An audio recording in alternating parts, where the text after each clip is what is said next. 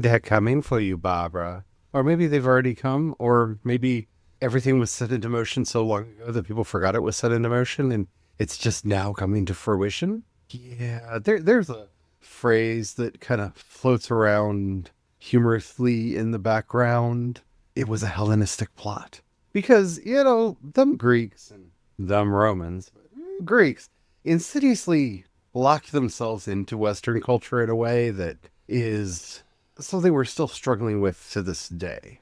A lot of our modern problems go all the way back to them. So let's talk about the Hellenistic plots after a fashion today as we walk together down creation's path.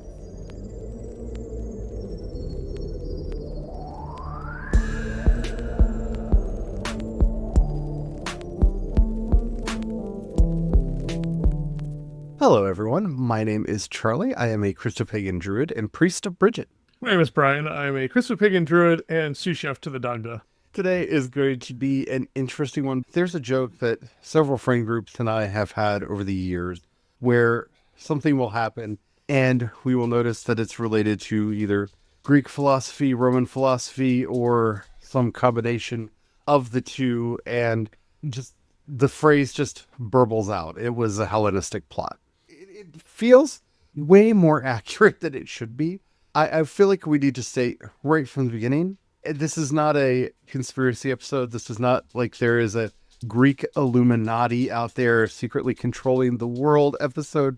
It's more how foundational some of these ideas, practices, and purposes have become to our way of thinking and how they still interrupt and cause problems 2,500 years later, 2,000 years later, 1,500 years later, and we're still struggling to cope with all of that today because it's become invisible background radiation. But before we get into all that, if you haven't already, don't forget to like, subscribe, follow, whatever the terminology happens to be on whatever app you're listening to us on. We do original Christopagan and Druid episodes 5 days a week.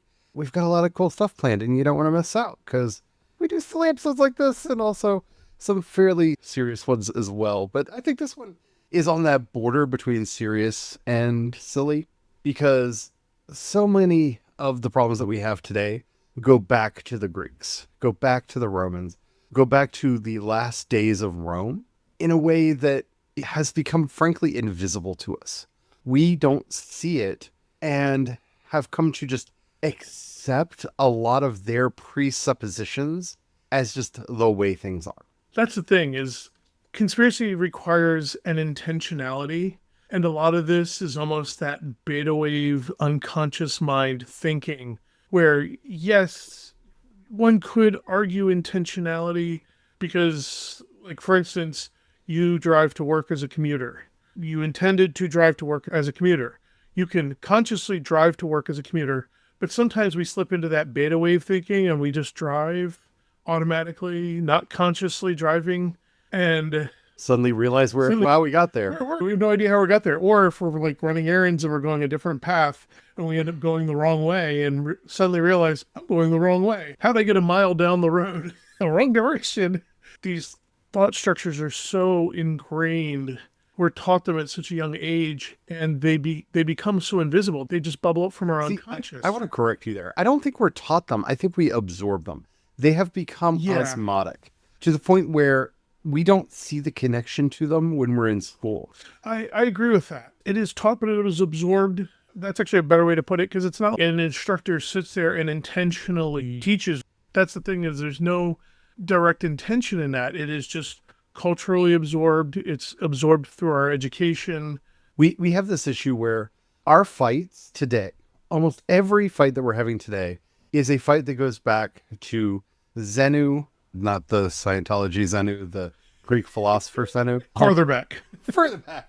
Back to Zeno, Epicurus, Plato, Plotinus, and Aristotle. These are really the people that were still living in the fight between their ideas all the way to today in a way that is just, it's so invisible to us that in school, when we learn about Plato or Aristotle, it feels so like, well, why are we learning about these people that lived so long ago? And it's because their ideas are still so prevalent in everything that we do. If you are interested in Gnosticism, you are a Neoplatonist. You may not know that you're a Neoplatonist. You may not realize that Gnosticism is a form of Neoplatonic religion, but it is Neoplatonism. It is a form of Neoplatonism that was adapted in northern Egypt. If you are a Calvinist from a Calvinist tradition or a Presbyterian tradition, depending on how you heard that word growing up, you are a Platonist. You are struggling to live in accord to a heavenly ideal that is perfect and absolute, and nothing in this world can ever live up to it. That is Platonism still haunting us to today. If you are a Lutheran or a Catholic, you are an Aristotelian for the most part, and you are struggling with all of the ideas that Aristotle brought thousands of years ago. Remember, Aristotle was a pupil to Alexander the Great. I mean, this is how far back we're going in history. And Plato taught Aristotle, and Zeno was like 500 years before Plato. And Zeno gave us Stoicism. So all of the misappropriations of Stoicism, the tech bros today are a misunderstanding of Stoicism. If you're like, why are tech bros like that? It's because they misunderstood and misread Stoicism to be the get good philosophy, which it is not. It's not. It's Buddhism for Greeks. It's a little bit oversimplifying saying it that way, but essentially it's Buddhism for Greeks. And we're still struggling with all of these ideas. And they are really at the heart of a lot of the fights that we're having. When we're arguing over political power and who should have political power, this is where we see one party taking a very Platonic idea as it gets kind of reinterpreted through people like Descartes and Kant, in that there is this immaculate law that we can contrive and have that is this ideal perfect that we're trying to live towards. We're living towards the ideal of justice. Anytime you hear these lofty goals of we're living towards an ideal, that there is an ideal up there, this is Platonic thought getting written into our culture again and again and again. If somebody's trying to be all practical and pragmatic and we need to study and look and find the ways to do things, that is very Aristotelian. I also have to say, anytime somebody's like, well, we just need a wise king to come along and make things better, that's also Platonic, because Plato in his Republic is basically like, well, we can never know the ideals, so we might as well just have god kings and let them figure it out, because there's no hope for the rest of us. So maybe if like that's all they do every day is just have to figure it out, we'll get there. It'll be fine. Trust me, it'll be fine. And it's ridiculous. This is why some of the social complexities of my youth was all a Hellenistic plot. And it was because I would oscillate between, I had some Platonic idealisms and some Aristotelian idealisms. And, you know, a lot of people tend to fall into generally one or the other camp. And I ended up pulling a mix. So I kind of fit in with some, but I also kind of didn't fit in with some groups. And I kind of fit in with some of these other groups, but I also kind of didn't fit in with some of these other groups. Because, you know, I like the concepts of an ideal, but I absolutely chafe at the idea of a God King. It drives me crazy. And so it's all a Hellenistic plot. But this is where a lot of us are really struggling today, and why I think paganism has the draw that it has. Because contrary to what a lot of people are reacting against, we're not reacting against Christianity as much as we think we are. We're reacting against this Platonic, Neoplatonic, and Aristotelian framework that has been handed down to us over the generations, that has become kind of the invisible undercode that all of our philosophies are based on. The way that we do logic, the way that we do reasoning, the way we conceive of reasoning as being able to find a perfect and true understanding of the way that the world works. Look, math is made up. I'm sorry for anybody who doesn't understand this. This is one of the great arguments in philosophy right now, is between Platonists and people who understand how the world works. Sorry to be rude about that, but math is made up. We invented the number one. We invented all of the numbers. All human concepts are human concepts. We are living in a remarkable universe in that the numbers correlate, that we can do math. and predict things, that we live in a predictable universe, is a great thing. There is not a cosmic number 3. There is not a cosmological constant. The cosmological constant is a fudge that Einstein added to his math because his math wasn't working, so he made up a number. Well, if I add this number to the math works again. Now, that doesn't mean that we won't end up discovering something that relates to the cosmological constant that is why the math only works when we add this number in, right? We can do that, but there isn't an actual cosmological constant in the universe. And that's why when we were trying to figure out how do we talk to aliens, this may seem like a weird digression, but back in the 70s, when we were launching the Voyager 1 and Voyager 2, we were like, we're sending stuff out into the universe that's going to go further than any human thing ever. How do we talk to aliens? Should an alien find these? And so we did things, we did kind of hieroglyphics. We created scientific hieroglyphs that show waveforms that if you do all of the measurements in the math will let you know this is a hydrogen atom. And now that you know that this is a hydrogen atom, you can figure out all of the other numbers in there because that is a constant in the universe. All hydrogen atoms work like hydrogen atoms. And so now that you know that, you can figure out how fast to move the record around in a circle. Here's how to make a needle. Here's how to connect it to everything so that it'll play. We had to figure all of this out, and we realized we couldn't put numbers or words because the way our animal brains conceive of the universe may not be the way any other being's brain conceives of the universe. So we had to figure out, well, what is an actual constant? There is hydrogen everywhere, but we didn't do anything to include numbers. We had to include ratios.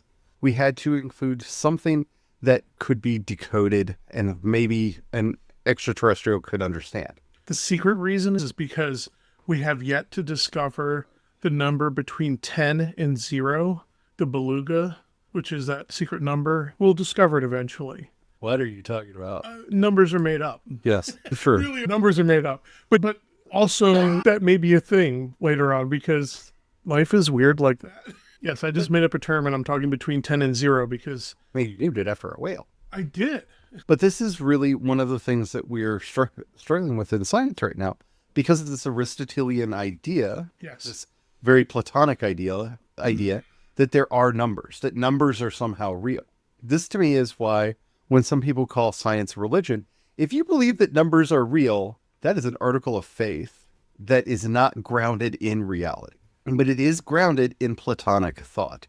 There is a Platonic ideal of 1, 2, 3, 4, 5. And you can say, well, isn't that just how counting works? Well, other cultures use base 3, base 2, base 10, base 6. So the idea of counting from 1 to 10 is not natural, even to our own species. And there are many ways to see how numbers work.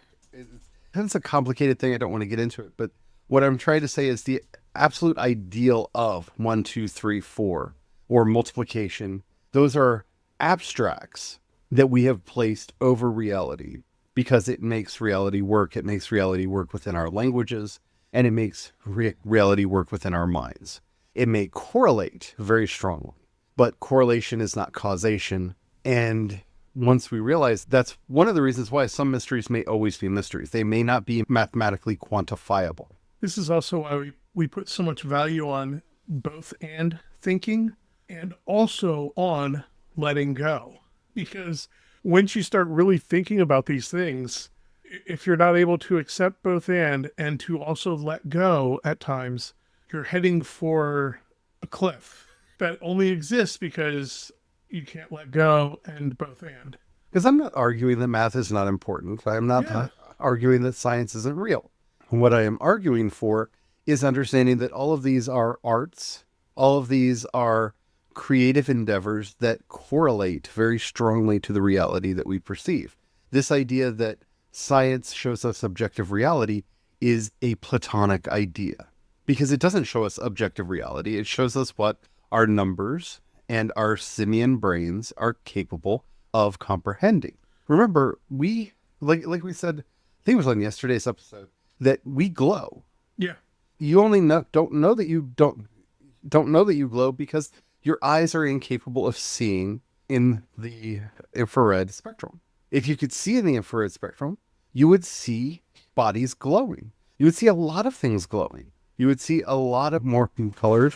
You would see a much wider range of color, and your perception would be very different. When we look at those beautiful pictures of space, you're not often looking at visible light. You're looking at the ultraviolet, the infrared, the X-rays. You're looking at other spectrums, parts on the electromagnetic spectrum that your eyes are incapable of seeing, but are everywhere around you. A fun test of this is some night when you're out and you see a beautiful moon, pull your phone out and take a picture of it.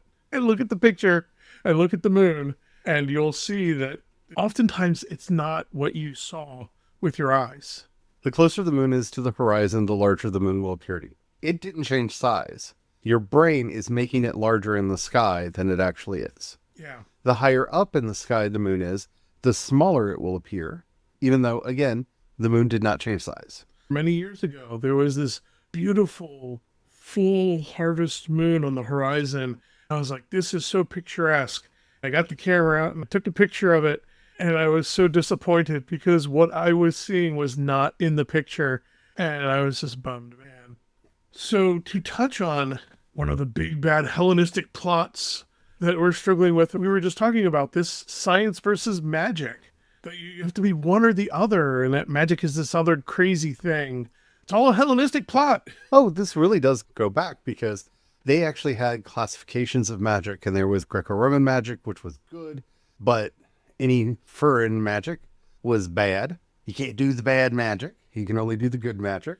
Which that thought form later is where paganism got separated out. Yes. Because the imperial church, or churches at that point in time, so there was multiple imperial churches running around, all vying for power, and finally just lumped paganism in with foreign magic and made it all taboo. This Greco-Roman thought really is the core when we're talking about the imperial movement, because it is about learning to dominate and control and have ownership of the world.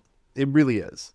When you look at what Plato was all about, when you look at what Aristotle was all about, most Greek philosophy was about seizing either control of yourself, control of the populace, control of your understanding of the world itself. This is, I think, where we start seeing this change start coming into people that are starting to not only practice some version of paganism. Because to me, once you reject that Greco-Roman worldview, you have become a pagan. Whether you are still a Christian, a Jew, a Muslim, whatever, because it has infected all three of those faiths. All three of those have been infected by this Greco-Roman thought. In fact, we were able to regain a lot of our understanding of Greco-Roman thought because we retranslated it from the Arabic. Once you start rejecting those ideas, you have really become a threat because you're outside of those thought forms in the way that those work. When you connect either to the Jewish wisdom literature that you find in Ecclesiastes and Proverbs and scattered throughout the Hebrew scriptures, once you connect to what Jesus actually taught, the reason the modern church has to reject so much what Jesus taught is because it doesn't fit into a Greco-Roman model, because it is working off of a different logic base. It is working off of a different set of assumptions. It is working off of a different understanding of the world.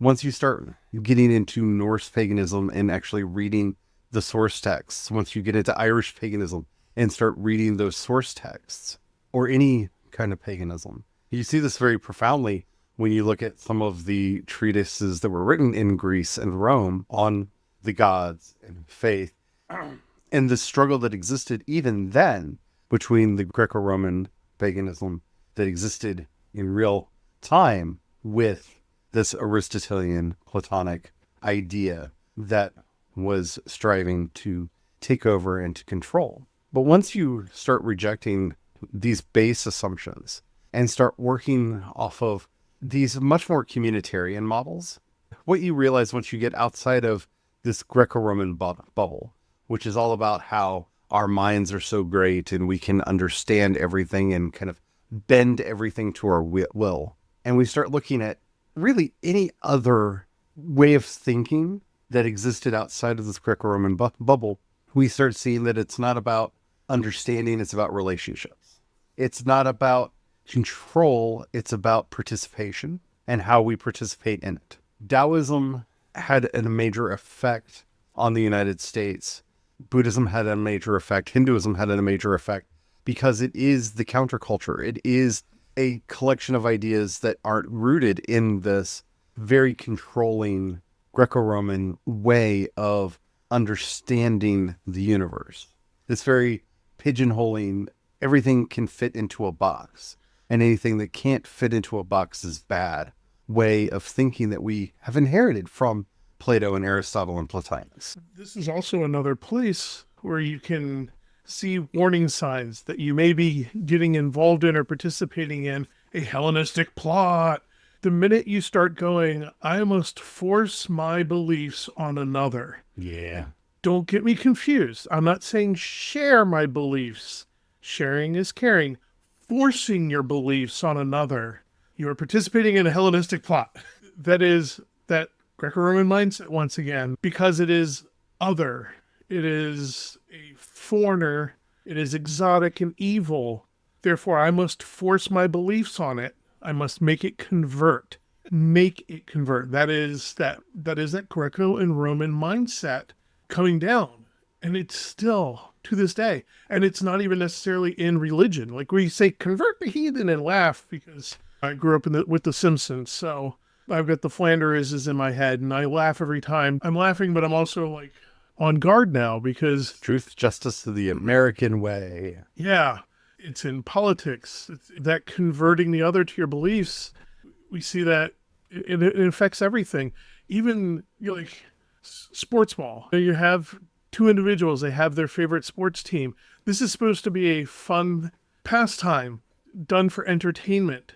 But you get two people getting to the point where they're literally, one gets othered by the first. They become exotic, they become other. They have to force them to convert to their team. And yeah, Hellenistic plot, and also not good. We're playing kind of fast and loose with this idea, with this notion of the Hellenistic plot. And it wasn't a plot. Like sometimes it is. Like sometimes you can see people sitting back and going, how can we make everybody bend to our will? Ooh, yeah. Because that, honest to God, has and does still happen. Oh, and you also see people who understand the psychology of it there and be able to pull those strings for manipulation. People like Hank Kunneman and all of those modern day folk that are really participating in this. And if you don't know his name, you have lived a blessed life, but he is one of the people at the core of this new movement that is trying to seek control. Because one of the weird things when it comes to a lot of more pagan thought is this understanding of nature is nature and will do whatever nature wants. People are people and will pretty much do whatever people want. So what we have to learn is how to have proper relationship in here. We look at the difference between what we would call an Irish king and what we would call a British king. And Irish kings had a lot of requirements put upon them, not only to inherit the crown and be able to earn the crown and to have the crown, but to maintain it. And there were ways to unseat an Irish king. It wasn't exclusively a blood right. You didn't deserve kingship because of how you were born. That is a very British, very Greco-Roman way of comprehending things. And when I say that, that's literally the idea that Augustus Caesar put into the mix to justify why Augustus, who had never served, who had never had any form of power, but was related to the great Julius Caesar, therefore deserved the throne. No. But the idea is seeded, the idea grows, and then we have the weird fish people of the Middle Ages. And if you're not familiar with that idea, start looking at the divine right of kings, because it goes back to the belief that a fish lady wandered out of the sea and married Merovingi and started the holy bloodlines. It's weird mythology that gave rise to the divine right of kings. It's weird. We don't talk about it because it's weird, but it is at the heart of this idea, right? But when we're learning this new way of living, we are learning how to cooperate, how to live in group, how to live together, how to make and maintain relationships. And that is how we break free from a lot of these thoughts. One of the reasons why people like me are so drawn to the Hermetic Kabbalah and to the Jewish Kabbalah is because it is nothing but relationships. In fact, it is hard to say anything specific about any of the Sephira because we know them better in their relationships to each other and to themselves, and their internal relationships. And it's relationships all the way down. And that's really the struggle that's going on right now, is between relational philosophy, between relational philosophies and these top-down dictated philosophies. Once you have gotten to a top-down dictated philosophy, there is a secret Greek philosopher somewhere in your system that you may not recognize. I hope you enjoyed this episode. We're trying to be a little bit silly today, but also talk about something that is really a core problem that we're facing. So hopefully you've gotten something out of this. If you have, I'd love to know what that is. Like, what weird Greco-Roman thoughts do you have lurking in your head that you either know are Greco-Roman thoughts, or that maybe in our discussion you've realized, wait, that's a Greco-Roman thought? Love to know. Let me know in the comments. If you're listening to us on YouTube or Spotify, you can leave a comment right there. If you're listening to us anywhere else, they won't let us know that you did. So go ahead and leave a comment there, because engagement is magic. And then head over to creationspath.com and click on chat, and you can leave a message for us there. I would love to know what your thoughts are about this. While you're there, if you have any money you can pass our way, you can think about joining a membership. We have monthly and annual memberships available over there. You can also support us on Patreon and Ko-fi. I am C.E. Dorset on both. Thank you to everybody who does that. And if you don't have any money right now but would like to support us, just share what we're doing. That really helps us out a lot. We are doing this for the pure love of doing it, and we want to get the message out, even when it's a silly, weird one like today, to as many people as possible. As we are heading out, St. Thomas Aquinas, who did his best to understand the wisdom in the Hebrew scriptures as well as the Aristotelian lore that was haunting everything going on in Paris at the time. Help us to be discerning and to find the wisdom that we need to get through, so that we may not only know how many angels can dance on the head of a pin, but of the deep relationships between us, nature, and God. Amen. Amen.